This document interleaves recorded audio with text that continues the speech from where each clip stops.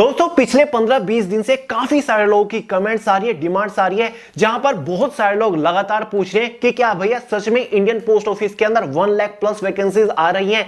कुछ लोग पूछ रहे हैं कि भैया जो इंडियन पोस्ट ऑफिस के अंदर मेल गार्ड, एमटीएस, पोस्टमैन की पोस्ट के ऊपर 1 लाख प्लस वैकेंसीज आने वाली है, उस वैकेंसी के बारे में कंप्लीट डिटेल्स प्रोवाइड करिए। कुछ लोग एलिजिबिलिटी क्राइटेरिया की डिमांड कर रहे हैं, कुछ लोग पूछ रहे हैं कि एजुकेशन क्वालिफिकेशन क्या रहेगा, कुछ लोग कह रहे हैं कि सिलेक्शन प्रोसीजर क्या रहेगा, वैकेंसीज कब आएंगी, एग्जाम कब होगा, फॉर्म कब स्टार्ट होने वाले हैं।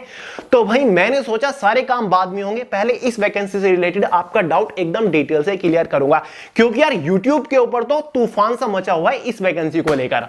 तो चलिए फ्रेंड्स, आगे इस वीडियो में आपको इंडियन पोस्ट ऑफिस की वैकेंसी का चक्कर क्या है, क्या फंडा है, वो पूरा डाउट क्लियर करने वाला हूं कि क्या सच में वैकेंसी आने वाली है तो कितनी वैकेंसीज आएंगी, फॉर्म कब से स्टार्ट होंगे, एग्जाम आपका कब होने वाला है, इस बार क्या सिलेक्शन प्रोसीजर रहेगा, सर्किल वाइज वैकेंसीज कितनी रहने वाली है, एग्जाम पैटर्न वगैरह इसमें सब कुछ क्या रहने वाला है, सिलेक्शन होने के बाद सैलरी वगैरह आपको इसमें क्या क्या मिलने वाली है। और जो सबसे बड़ा डाउट बना हुआ है मैक्सिमम नंबर ऑफ स्टूडेंट्स का, वो ये है कि भैया हमने सुना है कि जो इस बार एसएससी सीएचएसएल की वैकेंसी आने वाली है उसमें इंडियन पोस्ट ऑफिस की मेल गार्ड की पोस्ट भी इंक्लूड होके आएगी, तो क्या ये सच है? तो आपका ये डाउट भी इसी वीडियो में क्लियर करूंगा। तो फ्रेंड्स, इस वैकेंसी से रिलेटेड आपका पूरा डाउट क्लियर करने वाला हूं, इसलिए वीडियो को आखिर तक जरूर देखिएगा। तो चलिए फटाफट शुरू करते हैं। देखिए दोस्तों, अब तक मैंने आपको इस वैकेंसी के रिगार्डिंग कोई भी वीडियो इसलिए प्रोवाइड नहीं किया क्योंकि अब तक मुझे इस वैकेंसी के रिगार्डिंग कोई ऑफिशियल अपडेट नहीं मिला था, कोई कंफर्मेशन नहीं थी। लेकिन फाइनली यार इस वैकेंसी के रिगार्डिंग मुझे एक ऑफिशियल अपडेट मिल चुका है, थोड़ी सी कंफर्मेशन मिल चुकी है, एक पॉजिटिव सिग्नल मिल चुका है, जिसके बाद ये वीडियो मैं आपको प्रोवाइड कर रहा हूं। देखिए फ्रेंड, जितने भी लोग आपको ये बोल रहे हैं कि हाँ इंडियन पोस्ट ऑफिस के अंदर वैकेंसी आने वाली है, तैयारी में लग जाओ, वो सही है। रियली में इंडियन पोस्ट ऑफिस के अंदर एक बहुत बड़ी बंपर वैकेंसी आने वाली है। टोटल नंबर ऑफ वैकेंसी हमारी 98,083 रहेगी, जो कि डिफरेंट पोस्ट के ऊपर रहने वाली है। और जैसे कि आपको पता ही है, कुछ ही महीने पहले सेंट्रल गवर्नमेंट ने मिशन मोड लॉन्च किया था, जिसके तहत आने वाले 18 महीनों के अंदर उन्हें 10 लाख सेंट्रल गवर्नमेंट के डिफरेंट डिपार्टमेंट्स, डिफरेंट मिनिस्ट्रीज के अंदर वैकेंसीज को पूरा करना है। तो ये वैकेंसी भी उसी का ही एक हिस्सा रहने वाला है, जहां पर total 98,083 vacancy Indian post office department के अंदर निकलने वाली हैं। पोस्ट हमारी कौन कौन सी रहेगी वो डिटेल में आपको दे ही रहा हूं।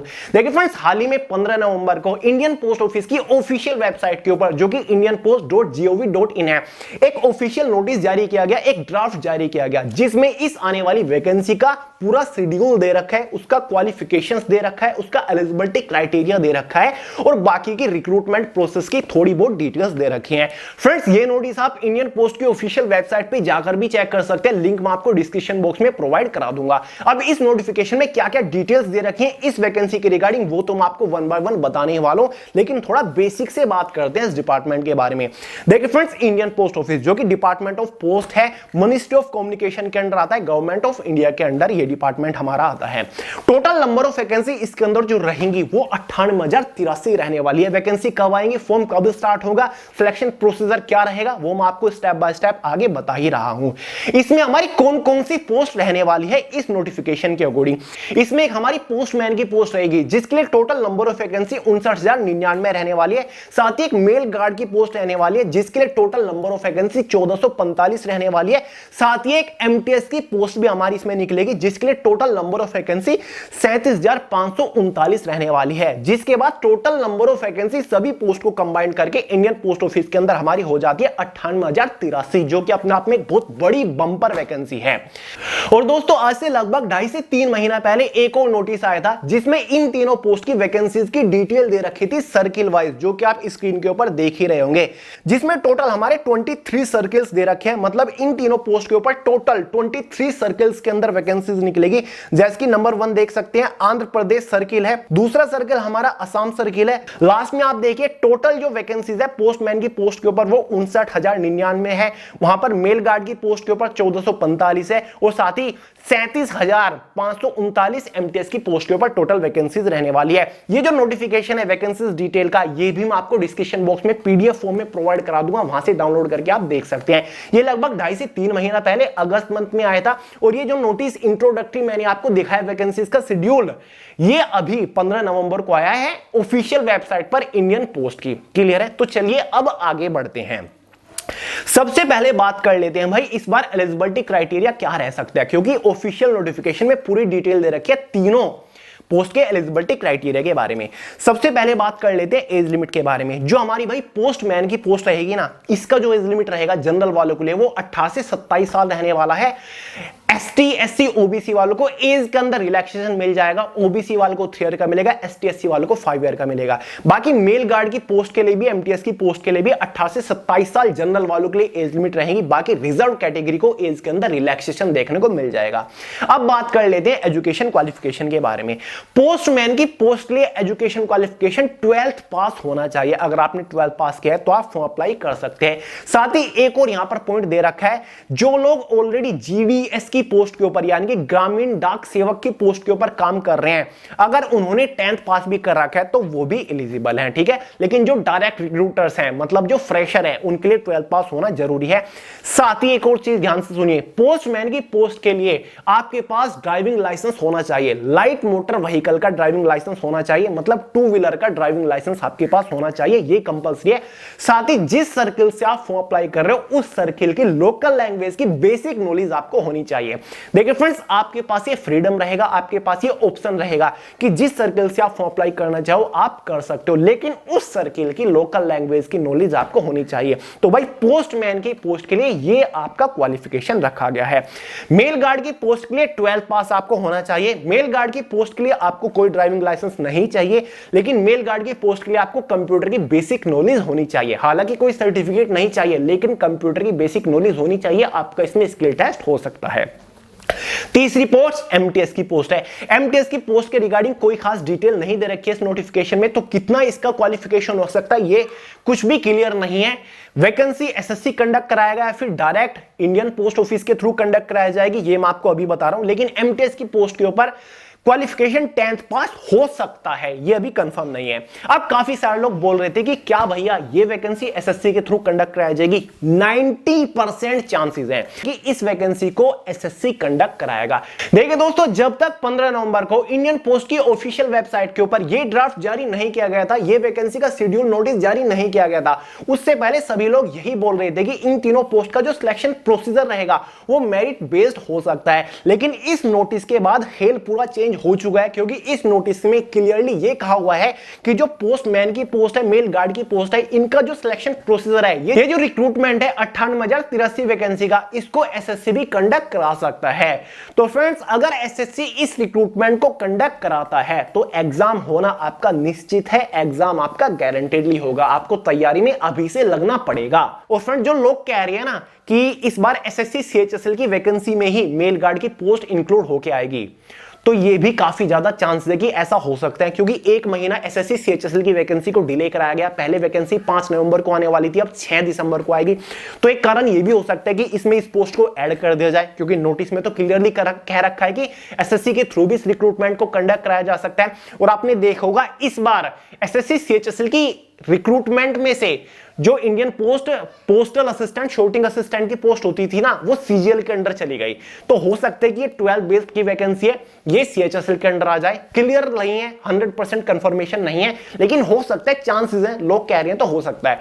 या फिर एसएससी अलग से इस वैकेंसी को कंडक्ट कराने वाला है, ऐसा भी हो सकता है। क्लियर है कि एसएससी इंडियन पोस्ट ऑफिस की वैकेंसी के लिए, मेल गार्ड एमटीएस की पोस्ट के लिए और साथ ही पोस्टमैन की पोस्ट को अलग से निकाल दे, तो ऐसा हो सकता है। वैकेंसी कब आ सकती है, फॉर्म कब स्टार्ट हो सकते हैं, वो मैं आपको आगे बता रहा हूं, पहले ध्यान से समझ लीजिए। क्लियर है? तो भाई ये आपका एजुकेशन क्वालिफिकेशन हो गया, एज लिमिट मैंने आपको बता दी। बात कर लेते हैं सिलेक्शन प्रोसीजर के बारे में कि सिलेक्शन प्रोसीजर क्या रहेगा। तो दोस्तों, इतनी बड़ी वैकेंसी है तो इसका एक प्रॉपर सिलेक्शन प्रोसीजर होगा, जहां पर सबसे पहले आपका एग्जाम ही कंडक्ट कराया जाएगा। तो अगर इसका एग्जाम कंडक्ट कराया जाता है तो 4 सेक्शन को अभी से प्रिपेयर करना शुरू कर दीजिए, जिसमें से हमारा अर्थमेटिक है, ठीक है, क्वांटिटेटिव एप्टीट्यूड को प्रिपेयर करना शुरू कर दीजिए, जीके जनरल अवेयरनेस है, अभी से प्रिपरेशन करना शुरू कर दीजिए। साथ ही जनरल इंग्लिश लैंग्वेज को प्रिपेयर करना शुरू कर दीजिए, जनरल इंटेलिजेंस एंड रीजनिंग, ये चारों सेक्शन प्रिपेयर करना शुरू कर दीजिए। क्योंकि अगर वैकेंसी एसएससी कंडक्ट करा रहा है तो ये चारों सेक्शन तो आपको प्रिपेयर करने ही पड़ेंगे, जहां पर आपको शायद 90 मिनट मिल सकते हैं क्वेश्चन पेपर की टाइम ड्यूरेशन, और एग्जाम में नेगेटिव मार्किंग भी 0.25 या फिर कुछ भी हो सकती है। तो भाई ये चारों सेक्शन तो आपको किसी भी कॉम्पिटिटिव एग्जाम को क्रैक करने के लिए प्रिपेयर करने ही होते हैं। तो अभी से इन चारों सेक्शन के ऊपर फोकस करना शुरू शुरू कर दीजिए। सेकंड स्टेज में चांसेस हैं कि आपका स्किल टेस्ट इसमें हो जाए, जैसे कि मेल गार्ड की पोस्ट है उसके लिए आपका बेसिक कंप्यूटर नॉलेज टेस्ट हो जाए। जैसे कि एक बार हुआ था, एक ऐसी वैकेंसी निकली थी मेल गार्ड की जहां पर 20 मिनट दिए गए थे और आपको 20 मिनट के अंदर 2000 की डिप्रेशन करके दिखाने थे, मतलब एक एंट्री करनी थी, क्योंकि एक तरीके से क्लरिकल काम भी आपको मेल गार्ड की पोस्ट के ऊपर करना होता है। क्लियर है? तो हो सकता है कि यहां पर 40 मार्क्स का या फिर 50 मार्क्स का या फिर क्वालिफाइंग नेचर का आपका स्किल टेस्ट भी हो जाए, साथ में आपका डॉक्यूमेंट वेरिफिकेशन भी होगा, तो कुछ भी आपका इसमें हो सकता है। तो भाई ये अभी क्लियर नहीं है कि पूरा सिलेक्शन प्रोसीजर इसका क्या रहेगा, जब नोटिफिकेशन आएगा वो तब क्लियर होगा। अब एक बार सैलरी के बारे में बात कर दूं, बहुत सारे लोग पूछ रहे हैं कि भैया मेल गार्ड की पोस्ट के ऊपर इनिशियल इन हैंड सैलरी क्या रहती है, साथ ही पोस्टमैन की पोस्ट के ऊपर इनिशियल इन हैंड सैलरी क्या रहती है। देखिए फ्रेंड्स, दोनों ही पोस्ट हमारी ग्रुप सी की पोस्ट हैं। इन दोनों पोस्ट के ऊपर सिलेक्शन होने के बाद इनिशियल इन हैंड सैलरी आपकी लगभग 32,000 रहेगी with all and extra allowances after 7K पे कमीशन। फाइनल सैलरी आपकी 80,000 प्लस के आसपास हो जाएगी, क्योंकि हर साल आपको सैलरी में एक अच्छा खासा इंक्रीमेंट देखने को मिलता रहेगा। एमटीएस की पोस्ट भी हमारी ग्रुप सी की पोस्ट है, लेकिन इसका ग्रेड पे शायद 1900 या फिर 1800 रहने वाला है, जहां पर आपकी इनिशियल इन हैंड सैलरी 28,000 के आसपास बन जाएगी with all and extra allowances. Final salary MTS की पोस्ट के ऊपर आपकी लगभग 72,000 रहने वाली है। जॉब लोकेशन आपकी सर्कल वाइज रहेगी। ऑल ओवर इंडिया के अंदर 23 डिफरेंट सर्कल्स के अंदर वैकेंसी निकल रही है। जिस सर्कल से आप फॉर्म अप्लाई कर रहे हो उसी सर्कल में आपकी जॉब लोकेशन रहेगी, तो जॉब लोकेशन का एक बड़ा इशू नहीं है। प्रोबेशन पीरियड इसमें दिया हुआ है, नोटिस में साफ साफ कहा हुआ है कि 2 इयर्स का यानी कि 24 मंथ्स का आपका प्रोबेशन पीरियड इसमें रहने वाला है, क्योंकि दोनों ही पोस्ट ऐसी है। इंडियन पोस्ट ऑफिस एक बहुत बड़ा डिपार्टमेंट है। जो प्रोफाइल के बारे में बात करें, पोस्टमैन है, आपको पता ही होगा, बचपन से जानते हो पोस्टमैन का काम क्या होता है। मेल गार्ड है, मेल गार्ड की पोस्ट थोड़ी सी डिफरेंट होती है, इसका थोड़ा सा बड़ा काम होता है, आपको ऑफिस सेक्शन के अंदर रहकर भी काम करना होता है, कंप्यूटर रिलेटेड भी आपको काम करना होता है। साथ ही पूरे सर्किल के अंदर जितने भी पोस्ट ऑफिस हैं उनके अंदर आपको मतलब जो मेल्स होते हैं पूरा इकट्ठा करके एक एक घर घर में नहीं बांटना होता, पोस्टमैन का काम होता है, ग्रामीण डाक सेवक का वो काम होता है। मेल गार्ड का होता है पोस्ट ऑफिस के ऊपर जाना, जो उनके सर्कल में पोस्ट ऑफिस पड़ता है, हेड ऑफिस से पोस्ट ऑफिस तक, ठीक है, उनमें मेल पहुंचाने का काम मेल गार्ड का होता है। बाकी जब ये वैकेंसी निकलेगी एक प्रॉपर जॉब प्रोफाइल के रिगार्डिंग वीडियो लेकर आ जाऊंगा कि एग्जैक्टली पोस्टमैन की पोस्ट के ऊपर काम क्या करना पड़ेगा, एमटीएस की पोस्ट के ऊपर काम क्या करना पड़ेगा, साथ ही मेल गार्ड की पोस्ट के ऊपर काम क्या करना पड़ेगा। एमटीएस का तो आपको पता ही है, ऑफिस सेक्शन के अंदर रहकर आपको फाइल रिलेटेड काम, फैक्स रिलेटेड काम करना होता है, कभी कभी एज अ असिस्टेंट के तौर पर आप काम करते हो, मल्टीटास्किंग का आपको काम करना पड़ता है। तो भाई ये इसका पूरा मैंने आपको बता दिया है। बाकी की डिटेल अभी कंफर्म नहीं है, इसलिए मैं आगे ज्यादा नहीं बोलूंगा। कुछ YouTube चैनल्स के ऊपर मैंने वीडियो देखी, लगातार डेली अपना गोल बना रखा है, वीडियो पे वीडियो बना रहे हैं, तो मैं ऐसा नहीं करूंगा क्योंकि गलत इंफॉर्मेशन बिल्कुल भी नहीं जानी चाहिए। तो फ्रेंड्स ये था। अब बात करते हैं कि भाई वैकेंसी कब आ सकती है। देखिए फ्रेंड्स, वैकेंसी आने को आपकी कल आ जाए, आने को आपकी 10 दिन बाद आ जाए, 15 दिन बाद आ जाए, 20 दिन बाद आ जाए या फिर अगले मंथ आ जाए, ये अभी बिल्कुल क्लियर नहीं है। लेकिन हाँ, ये 100% क्लियर है कि वैकेंसी आपकी बहुत ही जल्द आ रही है। जैसे पिछले साल आपने देखा होगा ESIC डिपार्टमेंट का सेम ऐसा ही वैकेंसी का शेड्यूल पहले जारी किया गया और उसके 2 से 3 महीने के अंदर वैकेंसी जारी कर दी गई। ठीक है, जनवरी 2022 के अंदर ESIC के अंदर वैकेंसी आ गई थी ना, UDCMT स्टेनोग्राफर की पोस्ट के ऊपर। तो पहले यहां पर सेम वैकेंसी का शेड्यूल जारी किया गया और इस शेड्यूल के कुछ ही महीने बाद या फिर कुछ ही दिन के अंदर आपकी डिटेल ऑफिशियल नोटिफिकेशन जारी कर दिया जाएगा, ऑनलाइन फॉर्म जारी कर दिया जाएंगे। तो वैकेंसी आपकी कभी भी आ सकती है, आने को दिसंबर मंथ के अंदर आ जाए, आने को आपकी जनवरी मंथ के अंदर आ जाए। लेकिन मेरा कहना यह है कि 2023 के क्वार्टर फर्स्ट में आपको यह वैकेंसी देखने को मिल जाएगी और 90% चांसेस है कि इस वैकेंसी को एसएससी के थ्रू कंडक्ट कराया जाएगा। तो जैसे ही एसएससी अब दिसंबर या फिर जनवरी के मंथ के अंदर 2023 का अपना एनुअल एग्जाम कैलेंडर जारी करेगा, तो उसमें हमारे सारे डाउट क्लियर हो जाएंगे कि क्या ये वैकेंसी एसएससी के थ्रू कंडक्ट कराया जाएगी या फिर नहीं कराया जाएगी। क्लियर है? तो चांसेस काफी ज्यादा है एसएससी के थ्रू कराई जाएगी। तो भाई कुल मिला के बात यह है कि बहुत बंपर वैकेंसी आ रही है, आपको तैयारी में रहना है। तो दोस्तों, अगर आप इस वैकेंसी को लेकर थोड़े से भी इंटरेस्टेड हैं तो वे टू सक्सेस चैनल को लगातार फॉलो करते रहिएगा। चैनल को सब्सक्राइब करके बेल आइकन को ऑल पे सेट कर लीजिए, क्योंकि जैसे ही इस वैकेंसी के रिगार्डिंग कोई भी ऑफिशियल अपडेट आता है मैं आपको तुरंत इंफॉर्म कर दूंगा। मैं चैनल के ऊपर पूरी डिटेल्स आपको प्रोवाइड करूंगा, पूरा नोटिफिकेशन आपके साथ शेयर करूंगा, कैसे इसका सिलेक्शन प्रोसीजर रह सकता है, कैसे इस वैकेंसी को क्रैक करना है, क्या क्या डिटेल्स है, टाइम टू टाइम आपको इन्फॉर्म करता रहूंगा। तो चैनल के ऊपर लगातार बने रहिएगा। चलिए दोस्तों, इस वीडियो में इतना ही था। कोई डाउट हो किसी भी प्रकार का कमेंट करके पूछ सकते हैं, वरना मैं आपको सोनू अहलावत के नाम से इंस्टाग्राम के ऊपर मिल जाऊंगा। वीडियो पसंद आए तो लाइक करिएगा, दोस्तों शेयर करिएगा, चैनल को सब्सक्राइब करना मत भूलिएगा। मिलते हैं अगली वीडियो में बहुत जल्द, तब तक के लिए जय हिंद।